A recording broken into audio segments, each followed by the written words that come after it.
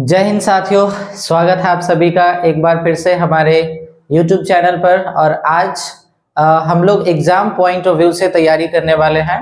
विशेष रूप से जो 10th क्लास में पढ़ने वाले स्टूडेंट हैं उन सब के लिए हम लोगों ने एक प्लान बनाया है जिसमें प्रत्येक दिन आपको chapter by chapter objective question करवाया जाएगा।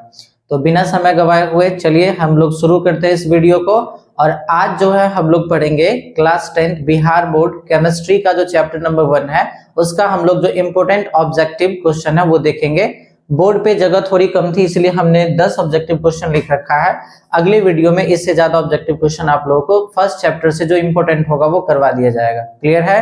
तो बिना समय गवाए हुए चलिए इस वीडियो को शुरू करते हैं। ठीक है, पहला प्रश्न है, प्रश्न की ओर चलते हैं। आपका पहला प्रश्न लिखा हुआ है, ध्यान से यदि आप देखें तो लिखा हुआ है रासायनिक अभिक्रिया में। रासायनिक अभिक्रिया का मतलब होता है दो पदार्थों का या एक पदार्थों का टूट करके एक या उससे अधिक पदार्थों में परिवर्तित हो जाना। ठीक है, इस घटना को रासायनिक अभिक्रिया कहते हैं जिसमें जो होगा वो मूल पदार्थों के गुणों से क्या होगा, भिन्न होगा। तो ध्यान से देखिए, कह रहा क्वेश्चन की रासायनिक अभिक्रिया में भाग लेने वाले पदार्थों को क्या कहा जाता है। याद रखिएगा आप लोग, जब भी कोई पदार्थ रासायनिक अभिक्रिया में भाग लेता है तो हम लोग उसको अभिकारक कहते हैं, और वो दोनों अगर अभिक्रिया कर लिया तो उसके बाद जो बनाएगा उसको हम लोग प्रतिफल कहते हैं। मतलब उन दोनों के आपस में सेटिंग लगाने से जो नयिका आएगा उसको हम लोग क्या बोलेंगे, प्रतिफल। आज सेटिंग जो लगा रहा है उसको क्या बोलेंगे, अभिकारक। सब लोग ध्यान से देखिए। तो बताइए कि आपके हिसाब से इसमें कौन सा आंसर सही होना चाहिए, आप लोग कमेंट करके बताइए। फिलहाल हम यहाँ पे बताते हैं। पहला ऑप्शन है प्रतिफल, दूसरा है अभिकारक, तीसरा है उत्प्रेरक और चौथा है नॉन ऑफ दीज का शॉर्ट फॉर्म लिखा हुआ है नॉट। ठीक है, तो ध्यान से देखिए, हम अभी क्या बोले कि रासायनिक अभिक्रिया में जो भाग लेगा, भाग लेना मतलब दूगो सेटिंग लगाएगा, तो सेटिंग लगाओल वाला को क्या बोलेंगे, अभिकारक। तो इसका आंसर हो जाएगा बी। आप लोग देखिए आप में से कितने लोगों का आंसर सही हुआ है पहले क्वेश्चन का आंसर। ठीक है, हम लोग बढ़ते हैं अगले क्वेश्चन की तरफ। ध्यान से देखिए, किसी रासायनिक अभिक्रिया के वेग को, वेग का मतलब होता है मतलब कि अभी अगर अभिक्रिया 5 मिनट में हो रहा है तो ये जो 5 मिनट है वो अभिक्रिया का वेग है, मतलब कितनी तेजी से अभिक्रिया हो रहा है, इसको वेग कहते हैं। तो इसमें क्वेश्चन है कि किसी रासायनिक अभिक्रिया के वेग यानी अभिक्रिया कितना समय में हो रहा है उसकी बात हो रही है कि उसको प्रभावित करने वाला कारक कहलाता है। मतलब ये कि जब दो पदार्थ आपस में अभिक्रिया करेगा तो हो सकता है कि 5 मिनट में अभिक्रिया करे, लेकिन हो सकता है कि 5 मिनट का जो अभिक्रिया है वो 2.5 मिनट में ही पूरा करा दे। तो इसको प्रभावित कर रहा है, या तो अभिक्रिया का वेग बढ़ जाएगा या फिर अभिक्रिया का वेग घट जाएगा।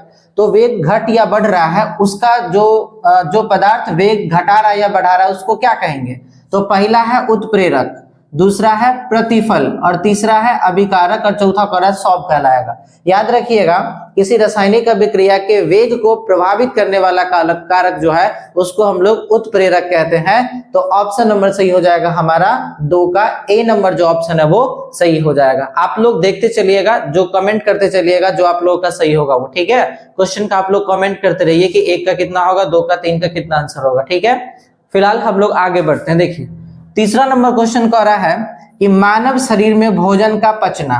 ठीक है, अब ये मानव शरीर में भोजन का पचना का मतलब क्या है कि जो हम लोग खाते हैं उस चीज का जो है पूर्ण पाचन हो जाना, मतलब वो अपशिष्ट पदार्थ के रूप में बाहर की तरफ निकल जाता है। इसका मतलब है कि भोजन का पाचन हो रहा है। कई बार ऐसा होगा, एक आध को बकलोलवा सबको देखिएगा, होटल में बैठेगा है ना, और कई बार देखना कि भोजन का पाचन यदि अच्छे से नहीं हुआ है तो हमारे शरीर में गैस बनने लगता है। क्लियर है? तो कई बार देखिएगा लोगों को कि कभी कभी जो है गरम समोसा खाएगा और कभी कभी ठंडा पिएगा, उसके साथ साथ फिर क्या करेगा कि कुछ और गरम चीज खाएगा, फिर पानी पिएगा।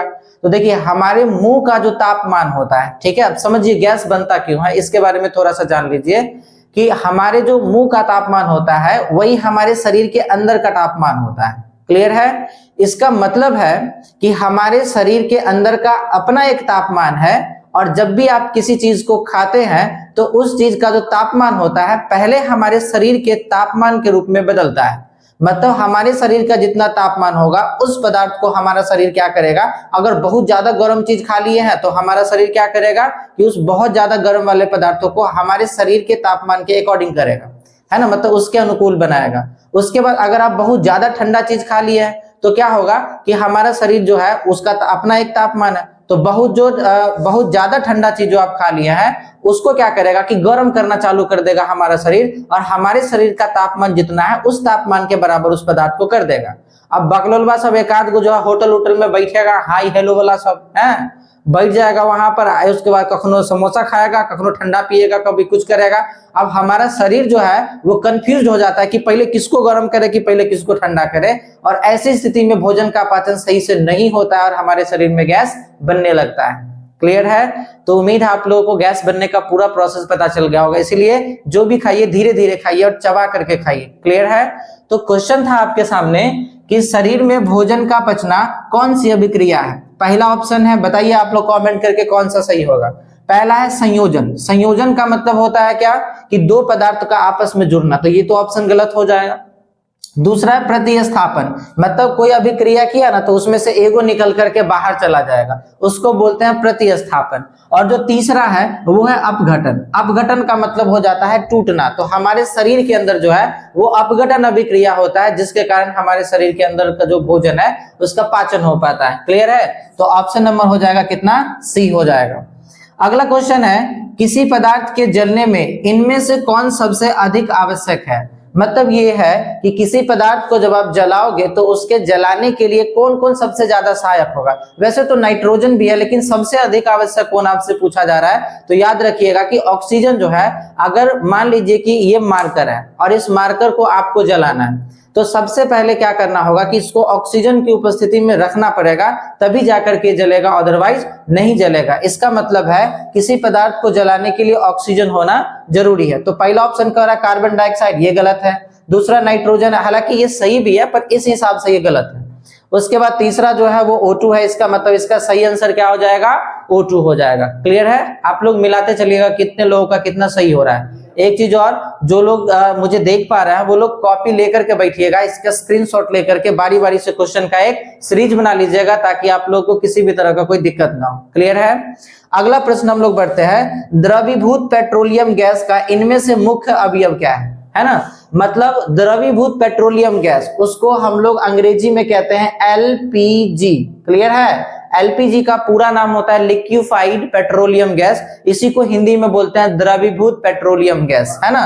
तो आपसे पूछ रहा है कि जो पेट्रोलियम गैस है ना, इसका सबसे मुख्य अवयव क्या है। तो पेट्रोलियम किससे किससे बना होता है, इसमें मुख्य रूप से क्या क्या डाला होता है, तो इसमें ब्यूटेन रहता है, इसमें प्रोपेन रहता है और इसमें एथेन रहता है। यानी इन तीनों के मिश्रण से द्रवीभूत पेट्रोलियम गैस का निर्माण होता है। इसका मतलब ऑप्शन नंबर डी हो जाएगा। आप याद रखिएगा, एग्जाम में आपको इन तीनों में से कोई भी पूछ सकता है आपको। क्लियर है? और पेट्रोलियम जो है उसके कचरे से जो है मेकअप वगैरह बनता है, याद रखिएगा। क्लियर है?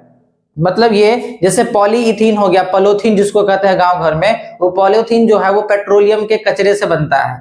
उसके बाद जो महिला सब जो एकदम लेवरा करके जो पोत करके चलती है मेकअप रास्ता में, एकदम बढ़िया से बालर फहरा के एकदम हवा उवा मार करके, वो सब जो मेकअप होता है वो भी किससे बनता है? पेट्रोलियम के कचरा से बनता है। उसके बाद भैसलीन माने भैंसालीन, जो देहाती भाषा में बोलते हैं, वो जो भैसलीन बनता है वो भी पेट्रोलियम के कचरे से बनता है। समझ में आया कि नहीं आ गया? इसलिए महिला लोग और लड़की लोग, तुम लोग बढ़िया से जो है मेकअप के सामान का उपयोग किया करो, नहीं तो बेकार हो जाएगा।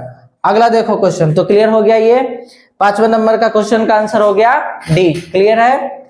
अगला देखिए 6ठा नंबर क्वेश्चन का रहा है, किसी रासायनिक अभिक्रिया में लवण तथा जल का निर्माण होना कौन सी अभिक्रिया है। क्लियर है? आपको याद होगा, यदि आपने पढ़ा है 10th क्लास में तो याद होगा, उदासीनीकरण अभिक्रिया। उस अभिक्रिया में आप क्या करते हैं कि जब कोई अम्ल जो है वो क्षार के साथ यानी भस्म के साथ अभिक्रिया करता है तो लवण और जल का निर्माण करता है। तो इस प्रकार की अभिक्रिया को उदासीनीकरण अभिक्रिया कहते हैं। तो बताइए उस हिसाब से कौन सा ऑप्शन सही होगा। ए तो वैद्युत अपघटन है, ये गलत होगा। दूसरा कह रहा है उदासीनीकरण अभिक्रिया, इसका आंसर हो जाएगा सही, यानी बी नंबर जो है 6 का बी नंबर ऑप्शन हो जाएगा सही। अगला क्वेश्चन, अगला ऑप्शन है इसी में रेडॉक्स। याद रखिएगा, जब ऑक्सीकरण होता है, क्लियर है, ऑक्सीकरण को इंग्लिश में कहते हैं ऑक्सीडेशन। क्लियर है? और अवकरण को हिंदी में इंग्लिश में कहते हैं रिडक्शन। क्लियर है? तो याद रखिएगा कि जब भी ऑक्सीकरण और अवकरण दोनों अभिक्रिया साथ साथ होती है, यानी ऑक्सीकरण भी होगा और अवकरण भी होगा, तो ऑक्सीकरण और अवकरण का साथ साथ होने वाली अभिक्रिया जो है इसको हम लोग रेडॉक्स अभिक्रिया कहते हैं। कैसे होगा वो भी देखिए। RED रिडक्शन जो है ना, इसका पहला 3 अक्षर निकाल लीजिए, RED, क्लियर है? और ऑक्सीडेशन का OX निकाल लीजिए और इसमें जोड़ दीजिए तो रेडॉक्स अभिक्रिया हो जाएगा।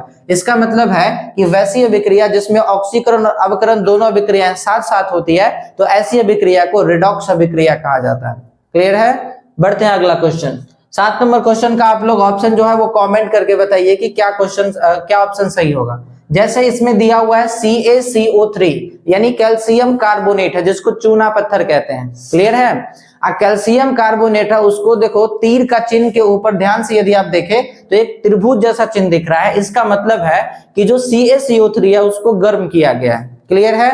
तो उसको गर्म करने के बाद CaCO3 टूट गया है CaO प्लस CO2 में। अभिक्रिया कैसे हुआ वो देखिए। यहाँ पर 3 ऑक्सीजन आपको दिख रहा है, यहाँ पे इस 3 ऑक्सीजन में से एक ऑक्सीजन गर्म करने पर चला गया कैल्शियम के पास, तो ये बनाया CaO, और 3 ऑक्सीजन में से एक चला गया तो यहाँ पर बचा हुआ 2, तो ये बनाया क्या? CO2 बनाया, जो कार्बन डाइऑक्साइड गैस बाहर निकल जाएगा। तो ये अभिक्रिया जो है टूटना को बोलते हैं अपघटन होना। क्लियर है? अपघटित होने का मतलब होता है टूट जाना। इसका मतलब है कि ये कौन सी अभिक्रिया होगी? ऑप्शन नंबर हो जाएगा A, अपघटन अभिक्रिया होगा। क्लियर है? उसके बाद देखो 8वां नंबर क्वेश्चन, इनमें से कौन एक मोमबत्ती का रासायनिक सूत्र है? देखो मोमबत्ती जो होता है, जो हम लोग जलाते हैं, उस मोमबत्ती को रासायनिक भाषा में पेंटाकोशन कहा जाता है। क्लियर है? यानी मोमबत्ती का रासायनिक नाम क्या है? पेंटाकोशन। और मोमबत्ती का यदि आपसे फॉर्मूला पूछेगा तो याद रखिएगा उसमें कार्बन 25 होगा और हाइड्रोजन जो होगा वो 52 होगा। क्लियर है? यानी C25 और H52 जो है वो मोमबत्ती का रासायनिक सूत्र है। देखते हो ऑप्शन पहला है C17H35COONA, ये साबुन का फॉर्मूला है। क्लियर है? मेकअप वेकअप धोने के लिए काम में आएगा साबुन। उसके बाद है C25H52, यही हमारा सही आंसर होगा। क्लियर है? यानी 8वां नंबर क्वेश्चन का आंसर हो जाएगा बी है। उसके बाद वो है सोडियम एसीटेट। 9वां नंबर क्वेश्चन है, धातुओं के सतह पर जंग लगने की क्रिया कहलाती है ना? मतलब धातु जो है उसको जब आप खुली हवा में छोड़िएगा तो वहां पर क्या रहता है? वायु भी रहता है, यानी ऑक्सीजन रहेगा, और वहां पर नमी रहता है। क्लियर है? नमी बोले तो ओस की बूंदे जैसे, पानी जैसे कोई पदार्थ रहता है। क्लियर है? तो धातु के पास जब ये सब, जैसे लोहा है, उसको खुली हवा में छोड़ दीजिएगा तो वो नमी से और ऑक्सीजन से अभिक्रिया करके अपने ऊपर जंग लगा लेता है। क्लियर है? तो आपसे क्वेश्चन पूछ रहा है कि धातुओं के सतह पर जंग लगने की क्रिया क्या कहलाती है? यानी पहला ऑप्शन है एस्टरीकरण। देखिए ये गलत है। एस्टर का निर्माण जिस अभिक्रिया में होता है उसको एस्टरीकरण कहते हैं, इंग्लिश में स्टेरिफिकेशन कहा जाता है। पहला ऑप्शन गलत है। दूसरा बी संक्षारण, ये हमारा सही आंसर होगा। ठीक है? दहन का मतलब होता है जलना। क्लियर है? तो संक्षारण की क्रिया के कारण जो है किसी धातु के सतह पर जंग लगता है। क्लियर है? तो ऑप्शन नंबर हो जाएगा 9 का बी। 10वां नंबर क्वेश्चन आप लोग कमेंट करके बताइए। लिखा हुआ है कि इनमें से किस घटना के कारण संक्षारण की क्रिया होती है? यहां पर पूछ रहा था कि जंग लगने की क्रिया क्या कहलाएगी, तो आंसर हो गया संक्षारण। अब कह रहा है कि संक्षारण की क्रिया जो होगी वो किस घटना के कारण होगी? तो पहला ऑप्शन है पीएच के परिवर्तन से। देखिए पीएच के परिवर्तन से दांतों पर प्रभाव पड़ता है, हमारे पेट की अम्लीयता पर प्रभाव पड़ता है, यानी कभी कभी गैस बहुत जल्दी करके कर देते हैं ना। लास्ट क्वेश्चन है, पहला ऑप्शन गलत है। इसका आंसर हो जाएगा बी, ऑक्सीडेशन रिडक्शन, यानी ऑक्सीकरण और अवकरण। तो कुल मिलाकर के 10 प्रश्न हो गया है। आज के लिए हम लोग इतना ही रहने देते हैं, मिलेंगे अगली क्लास में, तब तक के लिए जय हिंद।